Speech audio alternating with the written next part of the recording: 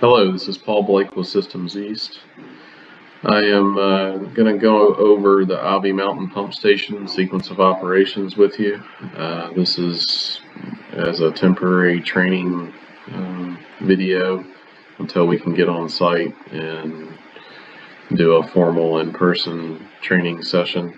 So bear with me. I don't normally do this, so we're going to see if we can walk through this, and I've got some screenshots here. I'll just kind of drag through the screenshots here real quick of the overview screen and then the control screen, your alarms, run times, a few configuration parameters, and trending. So let me go back up to the top here. In general, you have two pumps. I'm pretty much just going to read this or skim over it anyway. Two pumps, and you have a submersible pumps with a variable frequency drive, or VFD. You can control the VFDs locally on the VFD, and you can control in manual mode via the PLC or in automatic mode. We do not have a flow meter. It was taken out of the project, even though it's shown here in the sequence. And you have a station grinder. Basically, when the selector switch is in hand, the pumps will start. When they mean in hand, they mean on the VFD. So the pump will start, and on the front of the VFD, I'm assuming y'all have had VFD training, but on the front of the VFD is a local or keypad button. So you would need to go to keypad, and from there you can start and stop and control the speed of the pump, but you have to put it in hand in order to do that. And then once you go, when you're done with that and you go to off or auto on that keypad, you have to go to local or terminals. I'm not sure exactly which one it is, but on the keypad you'll have to change on to do your speed control via PLC by going to terminals. So on the keypad is basically your potentiometer. There's like a little wheel there on the keypad that you kind of run the speed up and down. If you're, I'll go ahead and go down here to the control screen.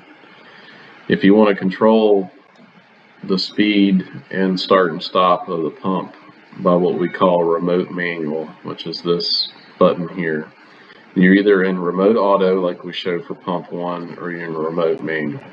So you would have to put the pump in auto. Right now this screen says not in auto, so you put the pump in auto and you make sure you're in the remote manual mode, and you can start and stop the pump.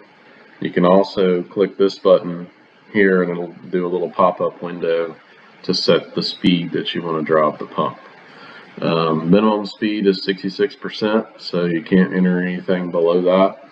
So you can control the speed of the pump between 66% and 100%. 66% is 40 hertz, and 100% would be 60 hertz. And that minimum speed was set by the pump rep to ensure the check valve opens. If anything changes to where system head pressure or whatever causes the pump not to pump water at the 40 hertz, then you'll have to change your minimum speed on the drive. So that's kind of how you do the remote manual control from the PLC. So let's kind of go through order here. So our control system has a submersible level transducer. So in the stilling well there is a submersible level transducer, which your display of wet well level is here. And you have some alarms for high level, and low level.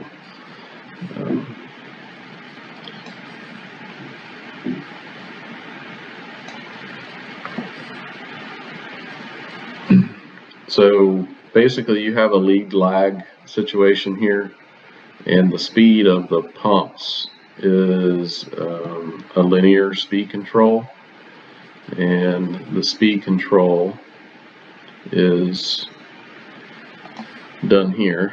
So there's your current level. This is on your grinder and pump control screen. So your start lead right now is set at 5 feet. So right now we're above 5 feet. So if I were to put pump 1 in auto, he is in remote auto, that pump will start as the lead pump. If you put pump 2 in auto on the VFD, and you change this to remote auto, the pump will not start until you hit lag start level. And the speed of the pumps will vary from 100% speed at 5 feet to all pumps stop at 3.5.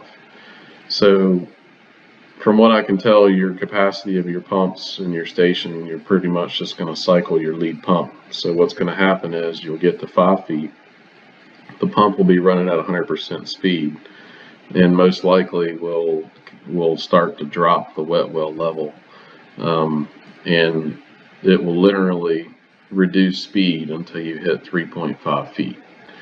So like I said, this pump would start and it would just slowly ramp down until it hits 3.5 feet. So the thought there is instead of exact level control, it may find a happy level where it basically is flow matching what comes in, and what comes in is going out. Depending on how much flow is coming in, it may go all the way down to 3.5 feet and it'll turn off and wait for the next cycle. You have discharge pressure transducers here on both pumps, and you have a high pressure. So if that happens, it will generate an alarm on high pressure. If the lead pump is running and it can't maintain the level, it'll be running at full speed. It'll bring on the lag pump. Right now it's set for 6 feet on this screen. To change any of that, you just click on any of the blue buttons there, and you can change the corresponding set point. The speed of the pumps they'll ramp up together. So anything above 5 feet, the pumps are going to be running at full speed. And then once they drop below 5 feet, both the lead and lag will slow down to minimum speed at 3.5 feet and then turn off. So if your lag pump comes on, both pumps will run until you hit all pump stop. At all pump stop is when the pumps will alternate. So right now it's in alternate mode, and this will auto alternate for every 5 hours if it hasn't hit all pumps off. So say the lead pump was running and it ran for 5 hours continuously, it'll force over to the other pump if it's available. And the force alternate is just a button that you can just hit that button and it will switch over to the other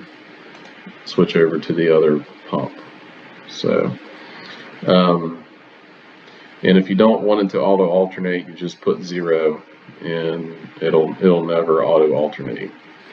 The other mode, which I don't think I got a screenshot for, is where you can select which pump is lead. So once you do that, you can just select between pump 1 or pump 2 being lead. Most likely this is the mode that you'll be in all the time. I might have gotten a little bit ahead of myself here, so let's go back. So we talked about proportion of the speed of the pump, and all pumps off, and the alternator shift sequence to a new lead pump. When all the pumps are in automatic, I've covered all this in your lead pump on level, and the lead pumps will start at full speed, and as the well level drops, the pump speeds will decrease incrementally on a straight line sliding scale, linearly basically, from the minimum pump speed, from the maximum pump speed to the minimum pump speed. And this will essentially flow pace. So what comes in goes out. So if the lead pump is at maximum speed and the wet well level continues to rise, the lag pump will come on, and the speed will decrease to the minimum pump speed once you hit the all pumps off. If both pumps are at maximum speed, then the wet well level continues to rise. The high water alarm light in the panel shall illuminate and lock in until manually reset. If the flow rate entering the wet well is less than the minimum pumping flow rate set by the minimum pump speed, which would be your all pumps off, the wet well will drop to the pumps off level and the pump will stop. The wet well level then will fill back up and the cycle will start over again. When multiple pumps are running, all shall reduce speed in direct proportion to the drop in the water level on the wet well until the level drops to the off elevation, at which the pumps will stop at their minimum setting. Your primary level control will be a submersible pressure transducer tied back to the PLC. There's a backup float control panel, and in the event that the PLC or submersible pressure transducer fails and you hit your high level float, which we show the floats here. So, and these are installed in the order of elevation. So if you hit your high level, and it's shown here as well, if you hit high level, it'll disable the PLC from controlling anything. It'll put the VFDs in bypass mode. There's a blue light on the VFD that says bypass mode. At that point, the VFD will power down, the actual VFD itself, and you have your pump calls. So right now, so say you hit your high level alarm and it's going to put the pumps in bypass, and you will be, I think the order of this was changed. I might have an old screenshot. The way your floats are actually installed is you have it goes low level, pumps off, pump 1 call, and then it goes high level, and then pump 2 call. So on your screen out at the job site, it actually has this reordered. So once again, it'll be low level, pumps off, pump 1 call, high level, and then pump 2 call. So the premise there is the level comes up and it goes past the pump 1 call and you hit your high level. At that point, it's going to put the VFDs in bypass, and then it would call pump 1 to run. And this high level alarm and pump calls are way above what your normal set points are, or these float elevations should be set above what these normal. So the backup control panel, float control panel, will call the pumps as needed, and they will cycle. And it'll continue to do that until one of two things happen. Your level comes back. So if someone fixes the submersible level transducer, they can the PLC will automatically reset the level control panel. The other option is on the front of the backup float control panel is a reset push button. At any time you can hit that and it'll reset and put the VFDs out of bypass and back into VFD control. So I think I've pretty much covered that.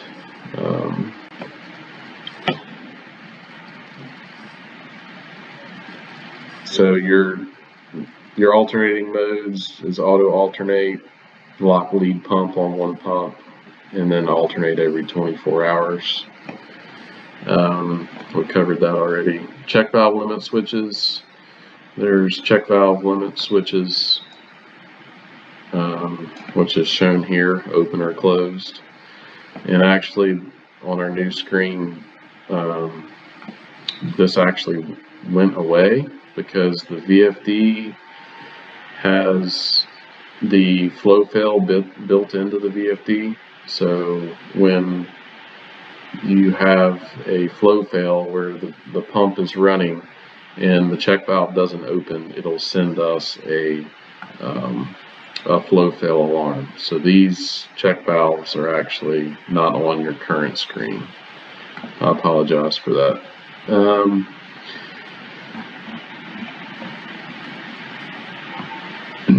Pump acceleration. The rate that they accelerate is actually built into the drives. I believe it was set for 30 seconds. But if you need to change your acceleration, that can be done in the VFD itself. Here's a list of alarms. I'm not going to go over all of them. They will pop up when they happen. And you have an alarm screen here that you can go look at your active alarms and your alarm history. There's a pop-up window similar to this that you can acknowledge, reset, and close the screen. It's kind of annoying. Just letting you know, when you're in the station, if someone opens the door, it'll give a door alarm, and there'll be a little banner that pops up here, and you have to close it. But that's just part of the software. One thing I did fail to tell you is the screen navigation. You have your main, your control, your alarms, and your configuration parameters, which is this one. This is where you can change the range of the instruments. So let's say you replace your submersible level transducer or your discharge pressure transmitter. You can actually set, 0 to X feet in these set points here. And also you set your minimum percent and max percent of your VFD. So if you go in and you change it to 45 Hertz, not good with math in my head on the fly, but let's say that is now going to be 70% or 72%. Would be, you have to do this, enter this number if you change your minimum speed in the drive. Otherwise, your command and feedback will be out of sync. So when you say you ran this at 66%, your speed feedback would be 66%. If you change that minimum speed, our minimum is 4 milliamps, which is 66% speed. So it's a little hard to explain, but if you change your minimum speed of your drive, whenever you enter in 80% here, it could be not giving you 80% back as a feedback. And that's because this minimum and maximum percent is out of calibration, or it needs to be changed to match what the drive actually is. So here you can also fix the date and time. So the reason for this is daylight savings time. This does not automatically correct itself for daylight savings time. So similar to changing your batteries in your smoke detectors, it's good to update this once or twice a year. So every time you have a daylight savings time event, you'll have to come in and change your time. The next screen is your run times, and this just keeps track of your run time, whether it's running in bypass or VFD, and this accumulates until you hit the 0, and it'll zero it back.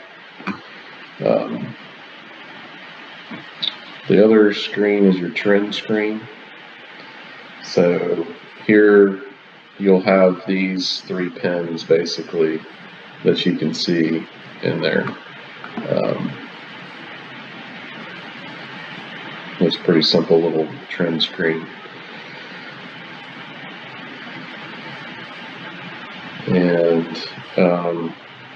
your login, we didn't set up any security other than SEI has a login to change any of these. So without me knowing y'all's security parameters there, just give me a call and we can give someone the login if they want to change any of these settings in here. The shutdown is also screen protected or login protected, where you can actually close the screen. This is a Windows version of the screen, so you can close it,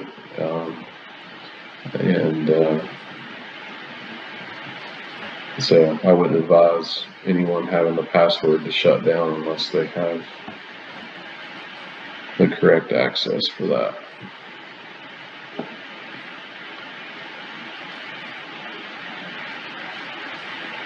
We pretty much already covered all the control functions and trending.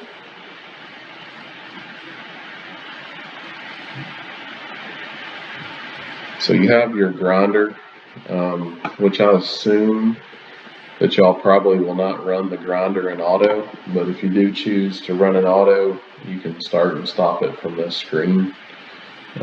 The grinder is just something that runs all the time, so most likely you're going to just put it in hand on the front of the panel as a HOA switch. So it's up to you guys how you want to run it. If the PLC fails, it would stop the grinder because it's running in auto. If our relay drops out, then the grinder will stop. So you're currently not running the grinder coming into the station. So I usually see those being run in hand. The overview screen is pretty much just an overview. There's no control.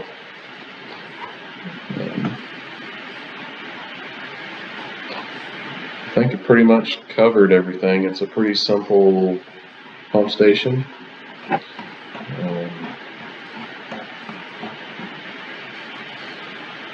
The biggest thing is just understanding your alarm set points here and being able to adjust those. And if you have any faults or anything, the pump will turn yellow. And your lead lag assignment, right now when they're not in auto, it moves any pump that is not available to lag. So that's why you've got lag and lag here. It's because they're not in auto. If you hit close on any of the screens, it'll go back to the main screen.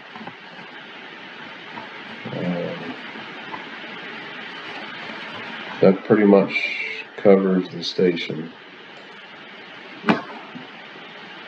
If there's any questions, you can give me a call at 757-871-1673, and I can either get you in touch with our programmer or could answer your questions. We also have a cell modem in the station, which is on top of the PLC control panel. It will allow us to remote in and look at to see what's going on. So if you have a problem, I can see if one of the programmers is available to remote in and see if we can take care of it or see what's going on. And I guess that concludes it for now. We'll like I said, we'll do an in-person training session once we're allowed to come back on site and have multiple individuals on site to train everybody. We would normally cover instrumentation training, but I can go over a little bit with that. I mean, mainly your instrument that's critical is your submersible level transducer. So that is just a simple loop power. There's no display, there's no configuration, there's no calibration associated with that submersible level transducer. If it quits working, you basically replace it. Now your pressure transmitters here, they're actually currently off for repair because when these pressure transmitters are actually on this side of the check valves. So what happens, or what happened was, is when the pumps turned off, the water would create a vacuum on the gauge. There's a mechanical gauge here next to the pressure transmitter on the same ISO ring. It's an oil-filled ring. So we sent those off for replacement to have a compound gauge put on it where it'll read vacuum and pressure, so that when the pumps cut off, you have this water column here that creates a vacuum on the system. So that'll take care of that. One thing about the pressure transmitter is it's on what they call a onyx ISO ring. So it looks like a donut, and in the middle of the donut is a rubber diaphragm. And behind that rubber diaphragm is glycerin and or DC 200 oil. It's basically a food grade oil. And coming out of there is what they call a stinger. So there is a little valve that says open or close. So before you pull the assembly out, you turn that valve to close, and then you can unscrew the little knurled connection, and then you lift the pressure transmitter and gauge out, and it will look like a basketball needle. That's what they call the stinger. So you can remove that, but we suggest that the pumps are off and that you lift the check valve to make sure that there is no pressure or vacuum on that assembly before you remove the stinger. And then you can send that off. You can send it back to us and we can calibrate it or repair or replace anything on that. The key to it is that you do not unscrew the transmitter or gauge, or you will lose the fill fluid. So that's something that has to be done in a vacuum to refill that once you remove a device from that assembly. Outside of that, that's my only concern with these pressure transmitters.